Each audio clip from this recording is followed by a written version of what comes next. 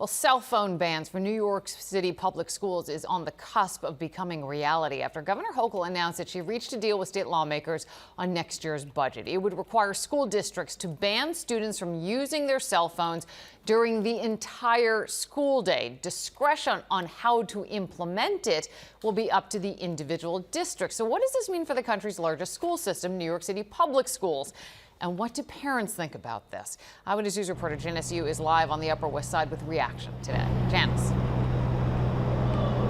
Well, Liz, some schools throughout the city, like LaGuardia High School here behind me, already have policies restricting cell phone use when it comes to students. But as you mentioned, starting this fall, schools all across New York City, public schools that is, are going to have to implement some kind of a cell phone ban that lasts from the beginning of the day to the end. The next school year in New York City could come with some big changes. The newly agreed upon New York State budget includes a cell phone ban at all public schools. But not everyone is on board. At any point in time, there could be a shooting or a lockdown or a fire, and we won't get it back just to contact our parents. And so many people have lost their lives. So many students have lost their lives through shootings, and they could not contact their parents because they didn't have their phone. It's a grim but unfortunately realistic scenario, and those opposed to the ban say it's just not worth the risk.